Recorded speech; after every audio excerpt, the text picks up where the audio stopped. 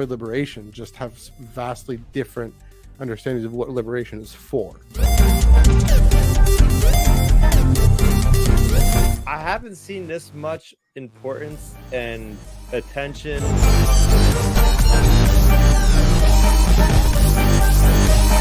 The story itself is a really wonderful, really great setup.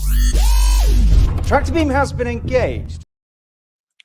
Hello, everyone, and welcome to the Tractor Beam Comics Reviews, your one-stop shop for in-depth commentary and discussion on the Star Wars books that came out today. It is Wednesday, March 5th, 2025. I guess it's the 10th week of comics. I forgot to update the numbers. It's okay. 10th week of comics in 2025. I'm Matthew. I'm back from America. They let me back into Canada. And that's Chris. You're still in America. How's it going, Chris? Gonna unmute yourself. Here we go. There we go. How's it going? I'm doing great.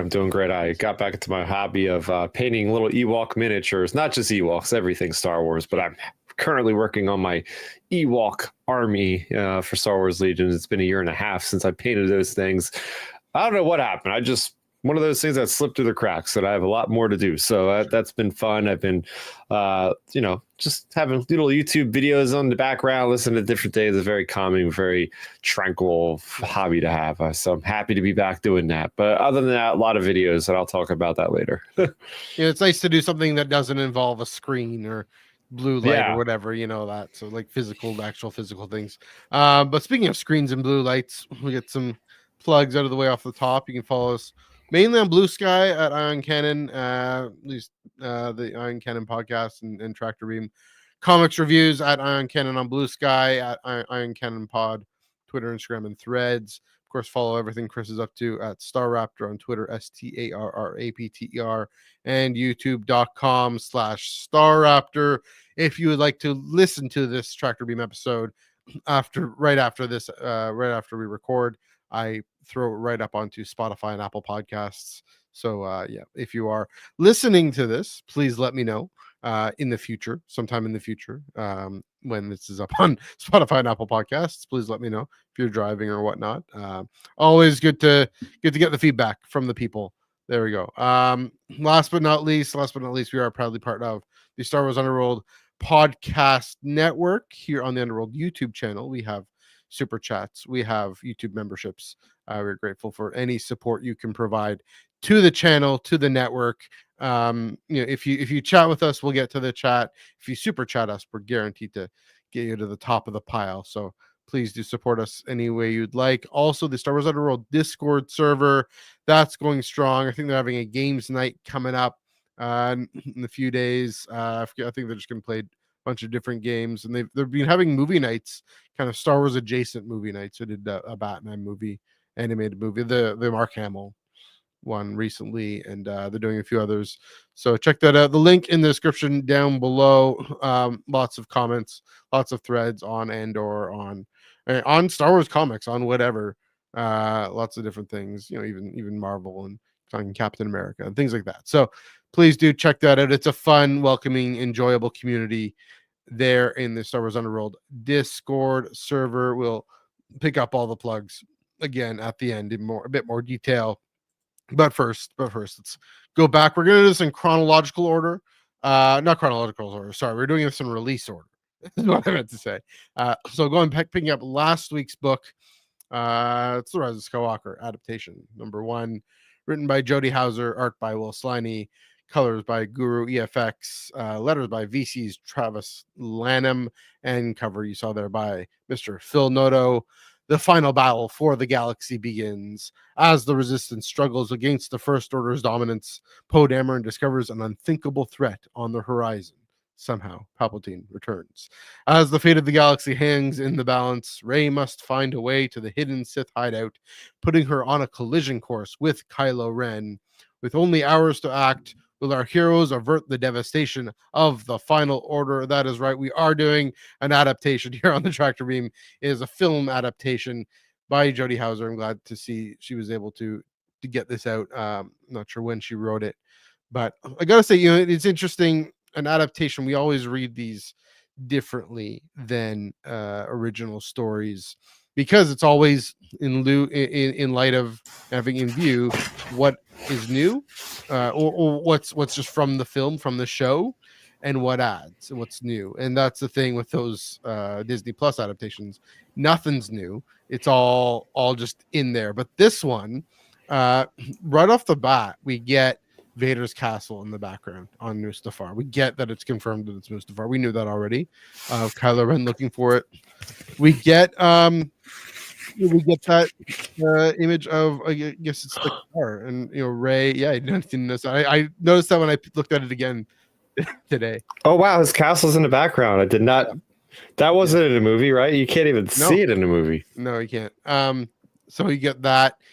You get that promo image that we got when this was announced of Rey and Leia training on Dakar, which of course Leia's training sequence that comes as a flashback much later on in the film, but we get it here because it's in context of Rey being inspired by Leia. And so those kinds of things we get. Finally, we get more with oh my gosh, why am I blanking on her name? Rose Tico. Good grief. We get more with her in this one issue than we do in the whole film, because that scene is expanded on. So all these things, even when Rey's training in the film, I think we hear we hear her as a kid, come back and whatnot, but we actually see it. We actually see what she's seeing in her mind's eye when she gets distracted. All these things really do add so much. They add to the character. They add to the depth of the storytelling. Even just the getting a deeper sense of the structure. Watching the film, it doesn't feel as much. I don't know. I didn't recall feeling as much that it was a Kylo Rey parallel story. But the way Jody and I think Will and everyone have structured this is making it very clear it's cutting between Kylo Ren and Rey, going back and forth. Even the whole "finish what you started" line with Kylo saying, "I'll finish what my grandfather started by destroying Palpatine," and you have Rey saying, "I'll finish what Luke started." I mean, finding Exegol, but kind of implicitly something about rebuilding the Jedi Order. I think is a more just under the surface there, knowing where this is all going, knowing that this new film, that these new sets of films that are coming out in the next number of years in view. So, I thought it added a lot. I'm glad I went for this. Again, that's the things that's going to excite me more are the new things, the things it adds, things it fills in. We got a comment from Joel here. Interestingly, though, the comic does feel closer to the movie than the novel. I think part of that is it does. It's got to be more concise, right? There's a lot less real estate to deal with. I don't know about that. Bog. I mean, yeah, I could be wrong. I mean, I haven't read the novel. I'll interject real quick on your opening here.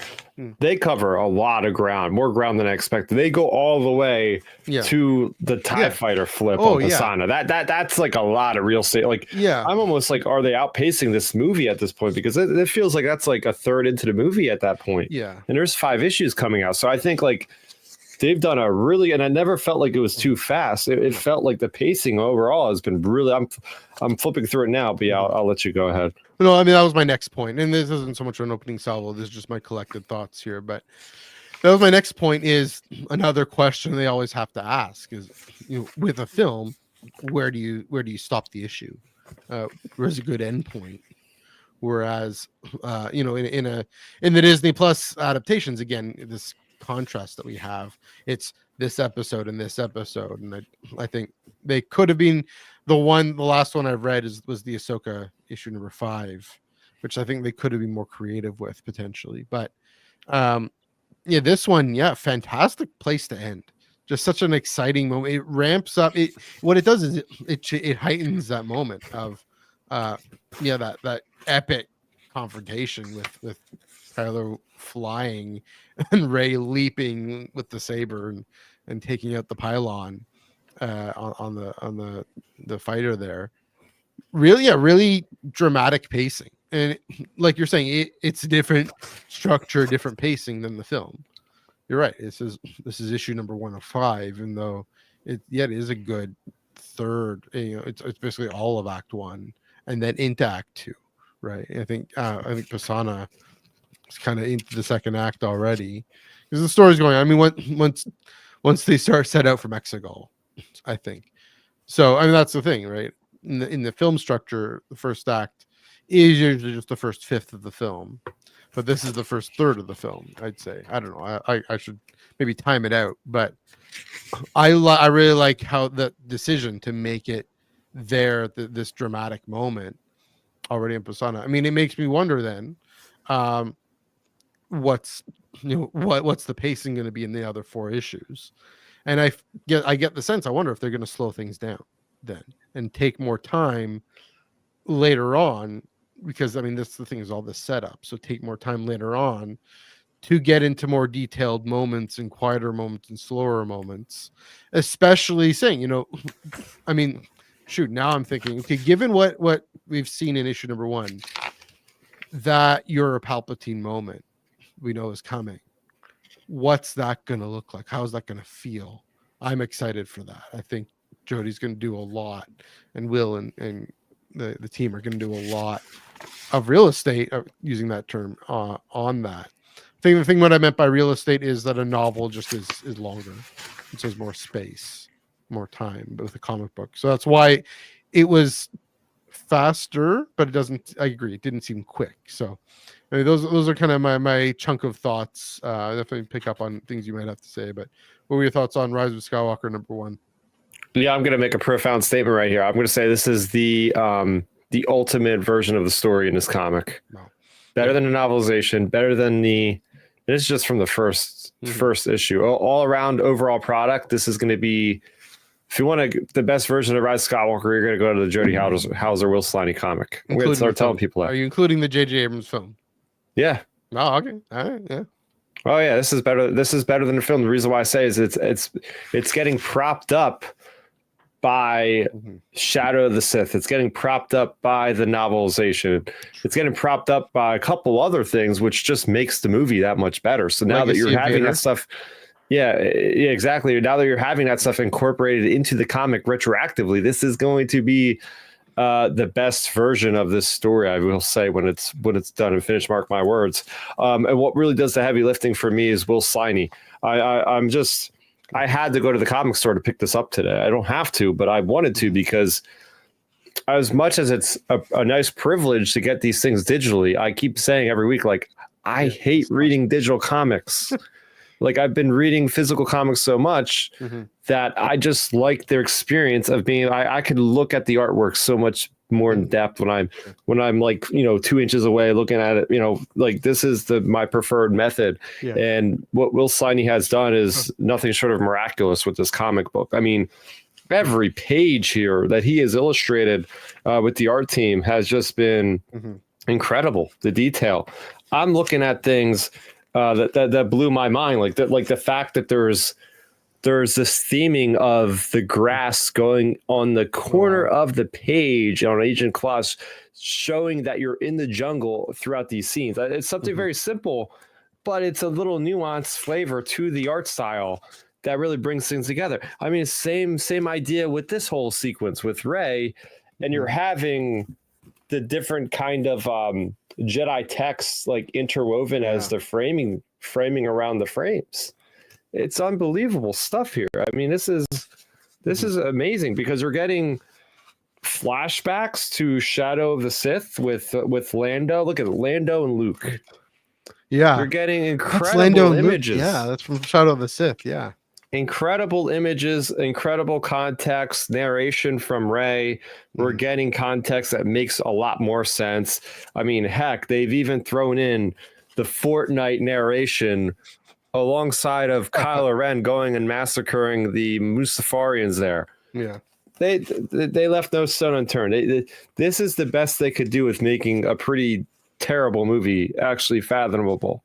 So I got to give them props. It took them 5 years, but this is actually doing a lot of heavy lifting for the brand. I will say that. So I know I said a lot of very hyperbolic things in that statement, but I stand by them. This is a really good comic. I can definitely see where you're getting at for sure. I mean, again, I haven't read the novel. I do need to do that. I have it also on Kindle. I do read on my tablet, so that helps. Like, because I can get further up, but okay. Like, and you can use the Kindle app, PDF to Kindle, so that kind of makes it feel a little more natural. But I can definitely see, again, it's what we were saying about what it adds, what it fills. And that's the thing. When you get the Mandalorian era comics, they do never go with that artistic flair.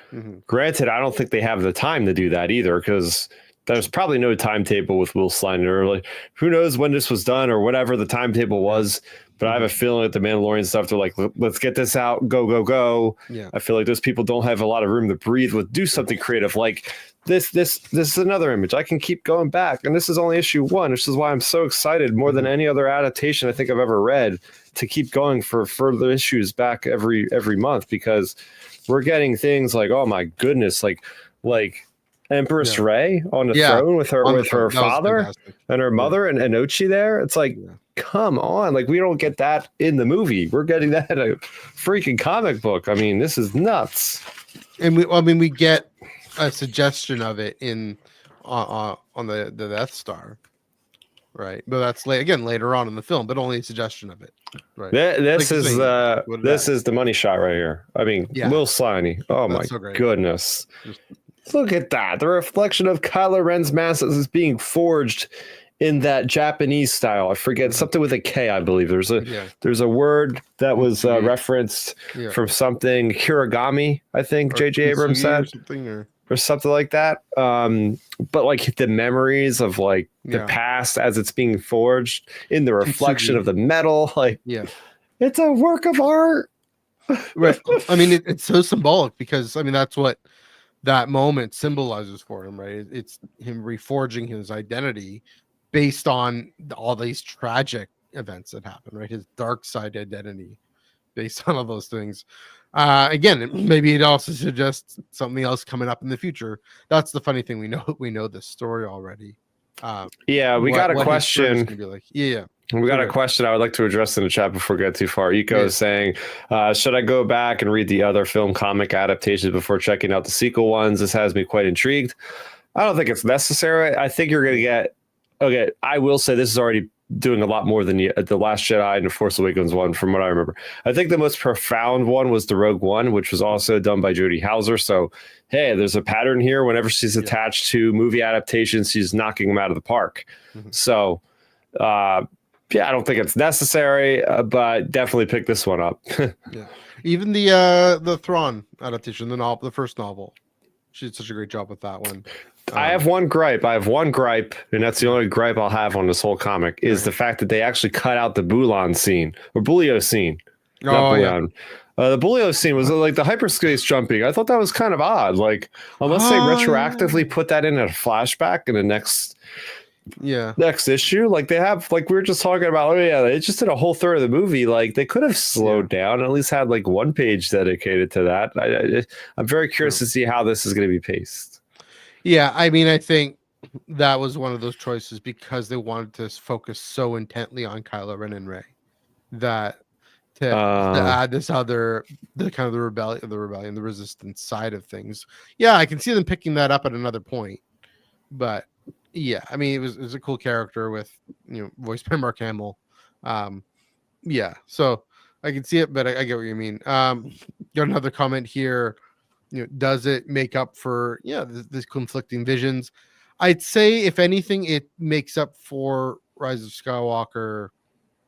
I'll be charitable to say having a lot more implied that maybe needed to be expressed more explicitly. And now, I mean, like you said, with all these other novels, the novel, the Adam Christopher novel, Shadow of the Sith, that's what it's called. I think Legacy of Vader, the fact that, again, that's coming out concurrently, it's at least a spiritually kind of connecting things in, making us think of things. a lot of different things that have come together to make more sense of this film is what it is. And so, yeah, it's a great point that Jodie Hauser, she's able to take all that. I mean, to pick up what you were saying before with the timeline, this film came out 5-6 years, came out 5.5 years ago or whatever. So, there isn't the urgency to say we got to get this out now while the film is hot, while the show is hot. The Mandalorian, you want to get it out while everyone is caring about it. I mean, Marvel does this generally, right? Greg Pak has kickstarted a Sam Wilson Captain America run in light of the film that's coming out. They like to sync things up and capitalize on that buzz. This one, they don't necessarily need to. I'm curious to know what the numbers about this are, if it is going to get that big numbers, just because there isn't anything really to latch on to except for things that are coming out in the future. But we'll see. So yeah, so you're welcome. So I mean, those kind of my there wasn't an opening salvo. That was kind of my main thoughts. Do you have anything more to add about this? Yeah, like I said, we're basically a tread over the ground of the plot of the story, which we don't want to do, because obviously you can watch that right now on Disney Plus or on video, whatever. Yeah. But I will say, the main thing is you pick this up for the amazing artwork that adds a lot of context, the narration from Rey that adds a little bit more, the extended scenes. You pick it up for that, and that's what makes this a very worthwhile comic for your money. There we go. All right, going back in time, going back to 2023, New York Comic Con 2023. Oh yeah, this we have this thing finally came out. Hyperspace Stories Qui-Gon, written by George Mann, art by Andrea Moody and Gigi Baldacini, colors by Vladimir Popov, letters by Comicraft's Tyler Smith and Jimmy Betancourt, cover by Michael Cho. I won't read the full description because it's kind of the back cover blurb here. From his youth as a gifted Padawan under Count Dooku to his years as a skilled Jedi Master, Qui-Gon Jinn is one of the most respected Force wielders in the history of the Jedi Order. Our story spans his life as a series of recurring events slowly ties together over the years to help Qui-Gon complete the puzzle of one of the Force's many mysterious cults, the Brotherhood of the Ninth Door. Brotherhood's secret Force abilities could make them a great ally to the Jedi or a powerful enemy. Master Qui-Gon and his eager young Padawan learner Obi-Wan Kenobi must uncover their secrets before they fall into the wrong hands. I didn't warn you about this, but I'll put you on the spot here. Original graphic novel finally coming out. What'd you think of Hyperspace Stories Qui-Gon? Yeah, I will say maybe it actually was worth the wait. I enjoyed this one immensely. I think this adds a lot to the canon. It adds a heck of a lot to the canon. There's some of these stories that I get worried about when it comes to the Dark Horse, like the mainline Hyperspace Stories. Is they're fun one-off adventures, but they're not adding a lot to the lore. They're not adding so much like character in-depth anything, right? Like it's just fun adventures. This one feels like, this is going to be something I think about, kind of like that crazy story from 2015 with Luke Skywalker fighting against the bounty hunter in that Luke Skywalker middle grade novel. What do you know what I'm talking about? Now I forget. Weapon of a Jedi. Weapon of a Jedi. Yeah. He's fighting against the bounty hunter that's like looks like the guy for the people from Outlaws on Kijimi.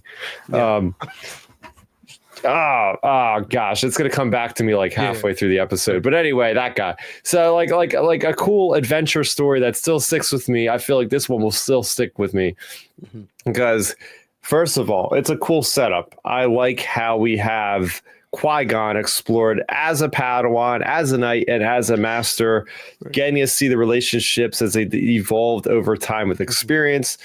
We also get to see a lot, and this is what I really love about the story, the idea of dark side users that are not Sith, and how we're getting a deep dive into the Brotherhood of the Ninth Door, which we were introduced to in the Battle of Jeddah in Phase 2 of the High Republic. This whole idea of like, these guys channel dark side, but they aren't technically evil. They're just using means of accessing the Force in ways that the Jedi think are forbidden, but they're not doing it in like insidious means necessarily. So I like that whole kind of theory that was around that of like going back and forth of like, oh yeah, he's our sworn enemy, I guess, because he's a dark sider user, but is he really? Like, I like that question that they're having there. But and seeing great combat, seeing Qui-Gon Jinn, Obi-Wan teaming up against a guy with a bow staff. It's like, all right, we're getting to see these guys honing their skills against an adept user of a melee weapon, which we see in Phantom Menace as well. So a lot of cool stuff there. Seeing Count Dooku as a Jedi, seeing him as the master of Qui-Gon, I feel like George Mann really nailed the characterizations of every one of the main characters in this. Count Dooku, Obi-Wan, Qui-Gon, he really nailed them. And of course, like, it's got that like scary kind of stuff because it is George Mann after all. Yep. I mean, he's the master of the myth and the legends and the creepy kind of Star Wars stuff. So yeah, I actually was pleasantly surprised by this one. What do you think? Yeah, this is quintessentially George Mann, by which I should say it's deeply connected to High Republic in a few ways. First off, I mean, you got the Brotherhood of the Ninth Door on Jeddah. Whenever we go to Jeddah, and this is his I forget what their organization, their kind of duo was called, with him and Kevin Scott. Kevin's Phase 2 comic with Bill Darmack on Jeddah. It's all about saying the Jedi they think they're the bee's knees and they're the big man on campus, and then they go to Jeddah and they're like, nope, there's a whole bunch of other groups. There's a much bigger galaxy out there. And I love revisiting that idea for younger readers, right? High Republic Adventures didn't so much go into that in Phase 2. It was the main line, the Marvel comic, that did.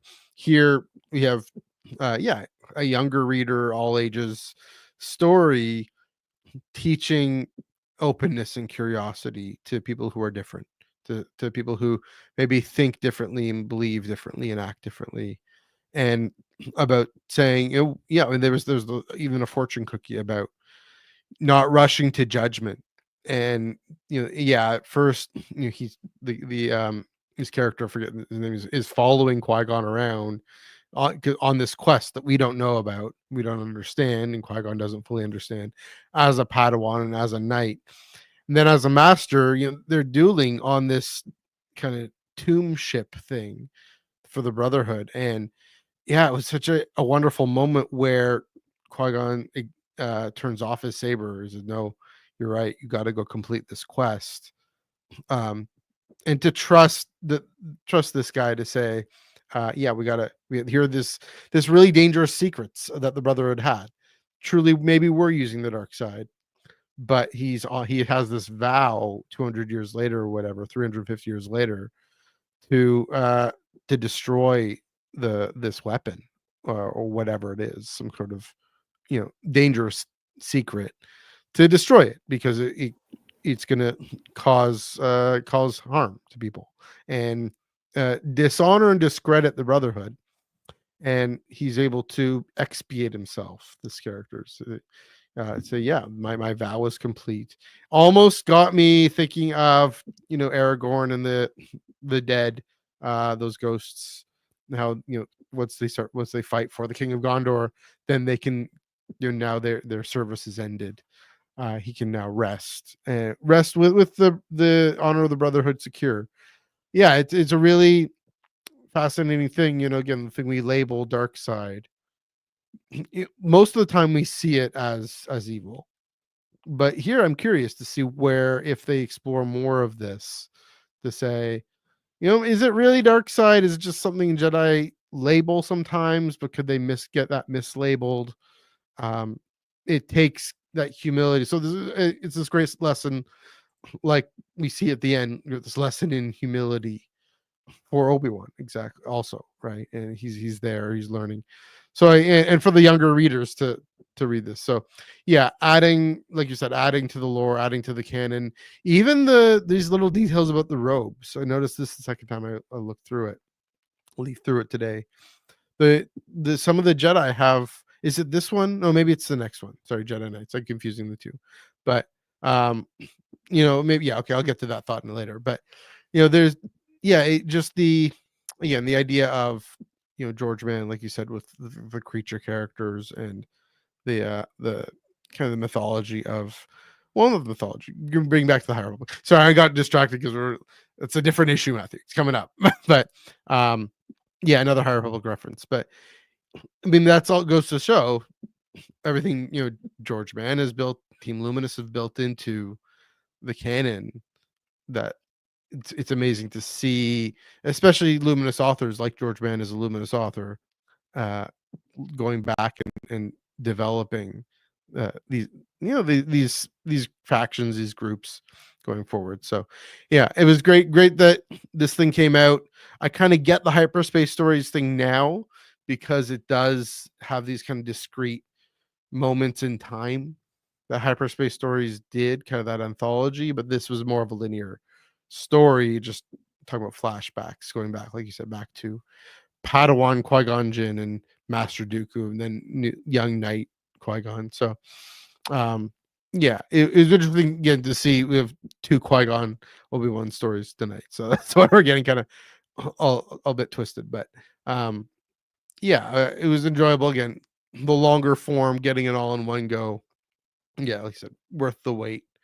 It'd be interesting if we gotten this in chunks as single issues. I don't know if it would have worked, if it would have made sense, but we finally got it. You're right. We finally got it. Announced New York Comic Con 2023. We finally got it. So anyway, those kind of my thoughts. It's a longer story. So go ahead. Oh yeah, I've been continually searching high and low for this character that Luke fought in Weapon of the Jedi. As I'm doing my research for it, I got a cool connection. Apparently, Jason Fry wrote that novel, Weapon of the Jedi, and Will Sliney actually helped out with some artwork. We talked about, who just did the amazing artwork on Rise of Skywalker issue #1. So I can't believe that this guy is uncredited. I know he exists, guys. I'm gonna get to the bottom of it, but no, like you say, I wanted to make sure we touch on that point about the idea that this is the first time we're getting a Star Wars long form comic released in an original graphic novel form, not as a piecemeal issue by issue that gets comprised later on. This is a one-shot deal. Like I told you, I think it's around like basically the length of maybe 3.5 comics. 87 pages, maybe 84, 85 pages. So maybe almost like 4, but it was a good read, and I'm looking forward to this format because it's going to be nice to, especially we get out of the High Republic, Dark Horse is going to have to, start putting out other Star Wars content. So this is a great way, like maybe every 2-3 months putting out one of these. We know we got General Grievous. We know we got a Mace Windu one in the wings for this year. I think they probably are going to be out, both of them maybe, and there's a lot more on the horizon. When they first announced it, there's like a Luke one, I think, and a Darth Vader one, a whole bunch. So this is a great format. It's a great way to see these characters kind of getting hyper focused on at a certain point in time. And then we also still get the cool stuff like the Bad Batch story that's happening, and then the Poe Dameron X-Wing Resistance. So I like the idea that we are jumping all around the timeline too with the Hyperspace Stories. Yeah, like you said, Dark Horse has got to move forward in what they're doing. Yeah, again, Hyperspace, High Republic ending. Yeah, just thinking about this Qui-Gon, and what it's setting up maybe for the other ones, for the other original graphic novels. Qui-Gon being a bit of a rogue, being a bit of a, he is the guy who would say there's a bigger galaxy out there, and the Jedi aren't always going to be the most important. There aren't the most important everywhere. He's the one who's going to say that, as we see in the Phantom Menace. And so actually it was pretty significant that George Mann was given the freedom to tell the story of how he learned that through this encounter with the Brotherhood of the Ninth Door, through his life. That by the time he gets to the Phantom Menace, by the time he gets to Otto Gunga, or even encountering Jar Jar, right? The first time we see him ever, is certainly near the end of his life, which we'll get to in a bit. He's able to say, "Oh yeah, maybe this guy is goofy and clumsy, but maybe there's something to him. Maybe there's something the Force has to say and do in this moment, maybe having that sensitivity, having developed that over time with this character in the Brotherhood of the Ninth Door, the significant character beat. So I'm curious to see if the other authors in these have that kind of freedom in an all ages comic, all ages original graphic novel that maybe some folks are going to read, so not everyone. It makes it more of a draw to say, okay, this significant character beat. Yeah. Oh yeah, and update: the character's name is Sarko Plank. Nice. He is the Melito species and is blind and uses like these cilia type insectoid things to feel vibrations through the air, and that's how he's able to fight Luke Skywalker. But yeah, there we go. I digress. I'm happy I pulled that out. Because I couldn't find it on Wikipedia. They looked up the article. Nothing existed with the character name. So I pulled that out of my head, my noggin. But yeah, that's basically all I have to say about this one. Definitely recommend it, though. Mm-hmm. Yeah. All right. Moving right along. Last but not least, just next in the timeline here. Mission accomplished there. Jedi Knights #1, written by Mark Guggenheim, art by Madabek Muzabekov, colors by Luis Guerrero, letters by VC's Clayton Cowles. Look at this. Cover by Raza, beautiful wraparound cover. This is why I had to go to the comic store today. I was like, I gotta get this and show it off on camera. Look at, I've never seen a comic so well done with both pages like that. Look at all those Jedi. Even Count Dooku as a bright young lad before he turns to the dark side with his blue saber. You even get Ala Secura. She wasn't even in this issue. Like Depa Balaba's not in this issue. Luminara. There's so many Jedi that we'd even get to touch upon yet. There are so many Jedi in this issue, so I'm surprised that there are. But yeah, fair. So anyways, Jedi Knights #1, written by Mark Guggenheim, etc. It begins here.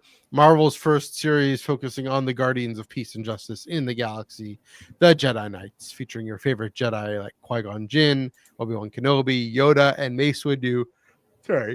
Alongside brand new Jedi sure to become fan favorites. And who is the mysterious villain targeting Qui-Gon Jinn? This was definitely a fun first issue. I thought it definitely set up the tone and the feel of what Mark is going to do with this book.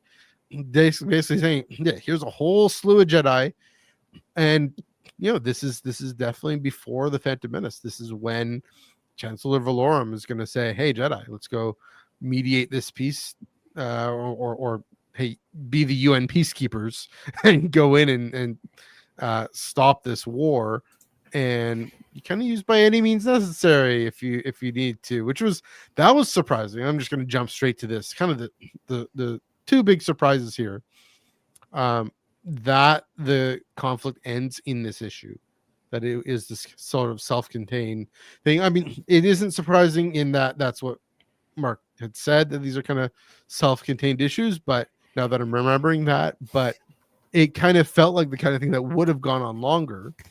But no, they're Jedi Knights. They're Jedi Masters. They can go in. They can figure it out. And they do it. They stop this war literally by dismantling the weapons. It's like, who does that? The Jedi do that. Jedi of the late Republic do that, which is kind of weird, like taking away their ability to harm themselves, taking away their sovereignty.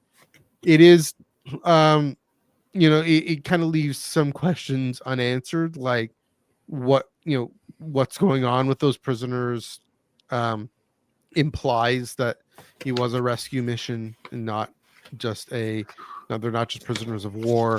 Some interesting real world parallels and maybe a perspective that kind of differs from, say, Daniel Jose Older on invasion and occupation and prisoners and hostages and things like that. Interesting kind of nuance there. But I enjoyed the way it set up all these characters and stayed true, I think, to them. A really fascinating moment with Yoda and Mace Windu. Mace is cracking a joke in the middle of this battle, and it says your wit is not appreciated right now. Not the time for this. And Mace is all, yeah, it's definitely the time for this. Different these little character moments. There are too many in this one issue to really have that many character moments, I think, but it still felt like this kind of Avengers ensemble show going on. It was exciting. It was fun. I do want to make the point now. I'll make the point of the robes. This was fascinating. Do you notice some of the new characters? They have more gold in their robes. Oh, They have let different me look. designs. Yeah. It isn't just the the drab farmer gear. That's another thing. Thinking about the way the way these things aren't just clean breaks. These kind of cultural touchstones of vestments, of clothing, of kind of even self concepts about the Jedi aren't just going to be all or nothing. This is the late Republic. This isn't the High Republic anymore. Maybe there are people who want to hold on to more traditional ideas. The younger Jedi who want to hold on, maybe go back or harken back to more traditional ideas. That might be something about that there. Well, I think we're going to get issues focusing on these new characters. So maybe that's kind of what Mark is implying in this. I don't know. We might have to ask him at some point. But yeah, that was an interesting surprise there. And then, yeah, we have this attacker who's specifically targeting Qui-Gon, and this is probably going to be the through line throughout the run is okay. Who is this? What's going on? Very fascinating moment with Yoda and Obi-Wan. Obi-Wan's meditating, and that's the panel of the week for me, if you can find it, is Obi-Wan. Padawan Obi-Wan going to be getting these weird, wild, grotesque visions of a Sith Yoda, and dark side Yoda, and I'm trying to Keller and Beck is there. Keller and Beck is there. Atha Prime is coming up, I think. I don't know if Atha Prime's in that, but as Joel wanted to mention, definitely Atha Prime is coming up next week, or next issue rather. All these different things. Always in motion is the future. It's very reminiscent of course. I mean, they're even in a forestry setting, very much meant to refer to Dagobah, and Yoda training Luke on Dagobah. It's like, okay, remember, Yoda and Obi-Wan are the ones on the log on Dagobah. Oh my god! Later on. So, yeah, it really brings it all full circle, and yeah, that fascinating moment where Obi-Wan sees a vision of Qui-Gon being killed in combat, and what's that going to do to this kid? Right? How's that going to affect this kid? We know that it's in Phantom Menace, right? We know when that happens. Yeah, but Obi-Wan doesn't. So that's the thing, is maybe that'll be a summons for him to step up and take things more seriously, be more mature. He's a bit younger here, so and kind of thinking about Kristen White's Padawan novel, I think of Master and Apprentice, and just the varying ways in which Obi-Wan takes on a more serious, studious tone, maybe in rebellion to Qui-Gon, but also because we know he's going to become this master on the council. So that was fascinating that Obi-Wan has this character moment in there. I wasn't expecting that. So again, good start.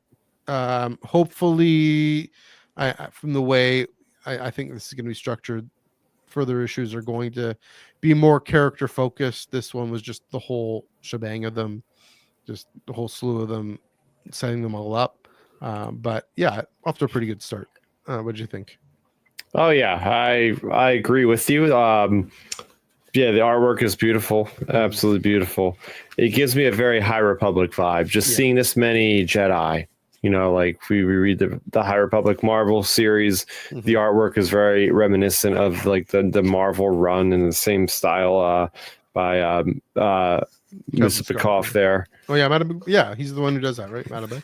Yep, Madabek Musipikoff is on this. I know he was doing Star Wars flagship work, I think, before this. So yeah, very, very, very capable stuff done in this one. I like how we're already getting used to seeing the Jedi working in small groups, because that's how this series is going to go. You have things like Qui-Gon working, but like it's great to see so much Qui-Gon Jinn, honestly, because we can get enough of him.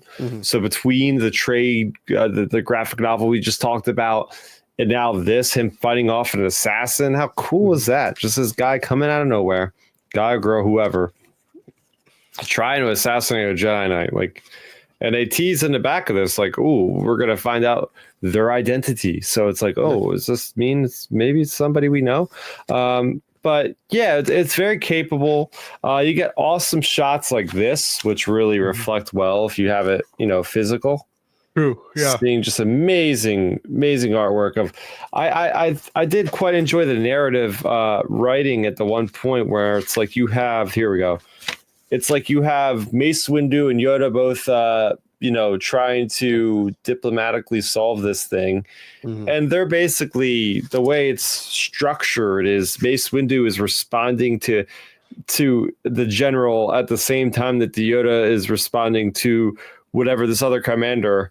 And they're basically the ruler of the invading planet. Yeah, so they're basically saying the same thing, and they're like, "Yeah, you might want to check on your foundry because it's getting destroyed." And meanwhile, just what I like about this too, you had mentioned it briefly about how we're getting new characters. Like, I'm very curious about Vecna Mooncrest. Now, Vecna Mooncrest, brand new character made by Mark Guggenheim, kind of reminds me of Bas Lashan from Knights of the Republic. I'm like, I really dig this character already. She's only had a couple lines, but just her look, her stance.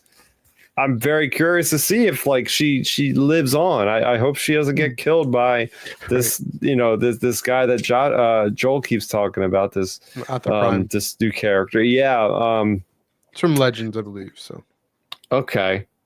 Yeah. Yeah. Then you also have this other character that's accompanying Qui-Gon Jinn. Yeah. And then you also have another character with Adagala. And then you're getting introduced to all these other characters with like nice little nameplates. Like, it's like, oh, Sasay Tin, skilled pilot communicating from Coruscant. Like, I love those little details, the little insets of like, because there are so many Jedi, so it could be hard to keep up with them. Like Shak Ti, particularly skilled in group combat. Like, I like how we get these little traits for each Jedi. Yario Poof, Corbin, deceptively serene. Yeah, that guy's funny as heck. But Yaddle, Maritro practitioner. That I had to look up. I had to look that up on Wikipedia because I'm going like, what is Maritro? And I was like, oh, that is the thing that Tesseric used to like fake people's hearts from stopping. Right. Like, he is able to use the Force to like slow the heart rate down to like almost imperceptible like stillness. So that's very interesting. That I don't know if we've known that about Yaddle. Yeah, maybe probably new little tidbit. Let me talk about Atha Prime, but Joel, you're saying here this for the Jedi villain who never got made. So we'll chat more about who that is, I'm sure, next issue. Yeah, you're listing all these characters, and I'm saying, okay, it isn't as character focused, but it does give us just enough. And you talk about that young knight who tries to mind trick the ruler of that invading. Yeah, he's like, this isn't gonna work, bud. Go away. Risking everything falling apart, right? And of course, Qui-Gon at this stage knows how to cool the jets and say, let's try and reason with him.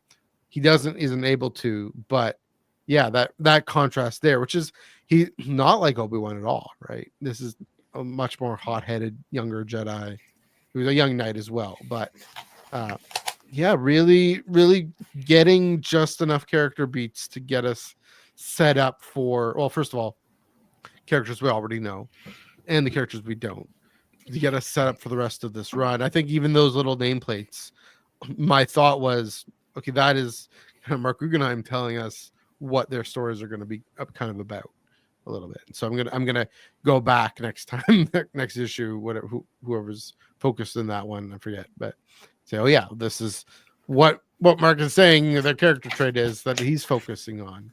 So, we got Yoda and Vecna Mooncrest. Yes.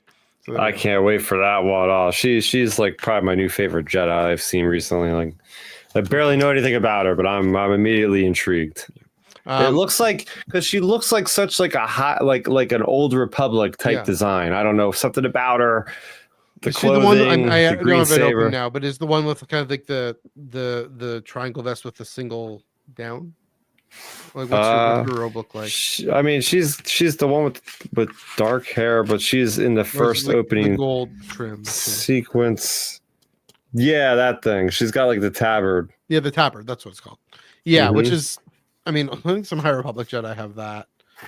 The one in Jedi Survivor, that guy, he has a tabard. Oh yeah, Dagan Gera. And gosh, Bastila, she has a tabard. I'm pretty sure. Mm-hmm. So that kind of this intentional wardrobe choice that is kind of harkening back to earlier times in canon and legends. But I like this. Like you open up, not only is it really cool to see a cover that's a wraparound like this, but then you open up the actual first page of the story and you get a full page spread of this giant battle happening. And it's just so cool to see like that layout of just the soldiers. You see the details and the buildings collapsing in the background and just absolute carnage. Soldiers getting deflected their blaster bolts back at them. There's a gunner with a shield. These guys are in the fray, in the thick of it. These Jedi, these other soldiers. It's like, oh crap! Like we're getting into it now. You know, another page like this, just the assassin just jumping down. Such kinetic energy. Like love it. Yeah. Great job by Madabek and Luis Guerrero and everyone involved. Really getting us into this era, into this time of the Jedi Knights. You know, like what Joel's saying, the prequel era we're in. Makes my prequelist heart happy.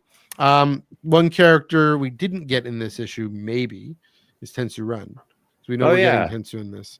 I don't know. I don't think he's the assassin, but that would be wild. I mean, that would be crazy. Because he's definitely a Jedi in the dark side.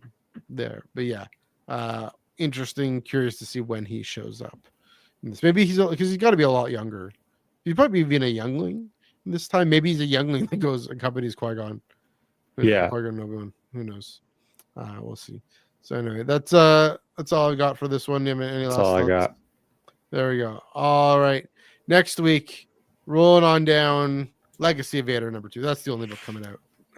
So just like issue #1, it was the only book that came out that week. We're gonna go more in depth and do more structured conversation on it. Joel, our resident sequelist, can join us for that one. So looking forward to Tatooine. And that fabled, Kylo Ren on Tatooine. We got one sequence in all of the sequel trilogy on Tatooine right at the end, right? That's the only time we've seen it. So I know that Charles Soule has gone on record saying he had to get sanction from Lucasfilm Story Group to be like, you're going to be technically paving a lot of new territory. So, okay, you could do that. That's pretty cool to hear that the comics are going to lead the way into this era of Star Wars. So, but going to Tatooine, not for Luke, but for little Eddie, which is even more exciting, right? This really continues to make this a Vader comic, right? That Kieran Gillen and Charles Soule and Greg Pak, they've all done such a great job bridging the eras. This is going to bridge all three eras. This issue, at least, jump all the way back to the prequels. It's a sequel era character dealing with stuff from the Phantom Menace. Who'da thunk it? Charles Soule to thunk it. Definitely looking forward to that. I think that does it for Tractor Beam Comics Reviews. Chris, another great conversation on the books that came out this week and the one that came out last week. Where can they find you on the internet? So you can find me right on YouTube. Go over to youtube.com/StarRaptor. Over there on the channel, you'll be seeing my reviews for both of these all these stories that we talked about tonight, including its own video for the original graphic novel. I'm also going to be, I already did film my review for Daredevil Born Again premiere.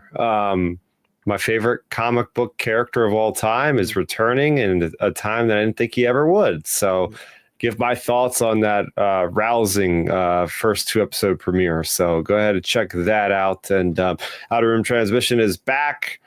What an epic show we had last week, breaking down a trailer, talking about Revenge of the Sith, and then breaking down breaking Star Wars news about Kathleen Kennedy. So there's like a lot of stuff. And hey, we got that Andor special look. So me and Ben are going to be breaking that down this upcoming Sunday. So that's right. Revenge of the Sith is coming in theaters around my birthday. I'm going to try and see it every night as much as I can. Possibly. I'm going to go all out. My favorite film of all time, so you know. There we go. Yeah, you can follow me. My personals, Twitter, or not Twitter. Yeah, Twitter NEG485, Instagram Threads and Blue Sky MNEG1138. Also Instagram beaches.foodie. Check that out. Of course, Ion Cannon Pod, Ion Cannon on Blue Sky, and yeah, definitely on the Ion Cannon podcast this past Monday, Joel and I chatted about the golden ages, other golden ages in Star Wars. And golden ages, the myth of golden ages in our real world and how they don't exist, but why we use them anyway, why we talk about them and think about them. So very political discussion there. Speaking of which, political discussions is coming Monday. We're getting the galaxy's foremost Mon Mothma fan and the galaxy's foremost political Star Wars podcaster guests on to talk about Mask of Fear. I got to finish that book, so we're finally doing our Mask of Fear review that just came out. So I got it in October. I still need to finish it. But there you go. So check that out right here on the Underworld channel, 5:30 p.m. Pacific, 8:30 p.m. Eastern, and yeah, definitely. Then of course we're back at it next Wednesday with Legacy of Vader #2. Please do go to your brick and mortar comic book shop. Of course, you can get it on digital if you want, but go to the brick and mortar comic book shop, pick up the variants. I know the second printing of #1 got canned, unfortunately. Hopefully that reverses course, but definitely gotta pump these numbers up because it's a sagaist time. It's a great sagaist time. Care about everything going on in Star Wars across the eras, and yeah, moving into sequelism there. So there you go. Check that out. But until then, Chris, it's been fun. Happy reading.